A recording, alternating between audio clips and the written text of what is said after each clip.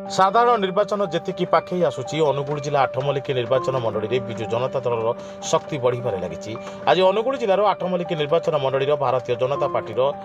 युवनेता श्रीजुत संग्राम महापात्र आज ओडिशार 4.5 कोटी ओडिशावासी प्रिय मुख्यमंत्री श्रीजुत नवीन पट्टनायक नीति आदर्श अनुप्राणित हो भुवनेश्वर स्थित शंख भवन आठमल्लिक विजु जनता दल आठमल्लिक निर्वाचन मंडली पर्यवेक्षक चिन्मय साहू विजु जनता दल राज्यसभा सांसद श्रीजुत सस्मित पात्र तत्वावधान में विजु जनता दल में योगदान कले और हजार हजार समर्थक जाई नवीन निवास में ओडिशार 4.5 कोटी जनता प्रिय मुख्यमंत्री सहित स्वतंत्र साक्षात कले और योगदान कले। किंतु प्रथम दिन ही एक्सपीरियंस बहुत भल था। युवक मान सम्मान दिया तेणु विजु जनता दल आग को निहाती भाव में भल करी विजु जनता दल किसी कंट्रीब्यूट करें आशा कर आम 200-250 लोक आज आसलु आठमल्लिक निर्वाचन मंडली आम आगे आगे गोटे मिशन पर्व करूँ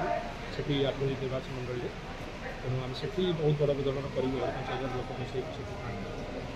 जमी आठमल्लिक निर्वाचन मंडली और संबलपुर पार्लियामेंट सेक्टर में विपुल विजय हम से कम सर निर्वाचन मंडली सर कौन रही जाए जो आप कम करने चाहते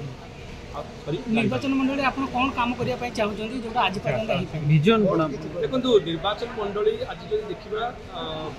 गोटे अपार प्राकृतिक संपद धरा निर्वाचन मंडली आठमल्लिक देखिले आहरी बहुत किसी अच्छी आम से टूरिज्म सेक्टर में बहुत डेवलपमेंट करने चाहूँ निर्वाचन मंडली लोकंर व्यक्तिगत समस्या से तो पूरण कर चली किंतु आम भावुँ कि सेठी केमती युवक मैंने आत्मनिर्भर हे युवक मैंने केमती रोजगारक्षम हे से आम कम करूँ से आम विभिन्न प्रकार केमती टूरिज्म सेक्टर डेवलपमेंट हो से दिगरे कम कर बीजेपी छाड़ियार कारण कौन थी देखो बीजेपी में मुझे दीर्घ 10 वर्ष है कम करुँच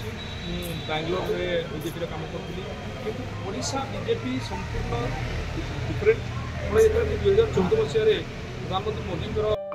अनुगुल जिलूर सुरम्य बड़मालिक रिपोर्ट साई सत्य न्यूज।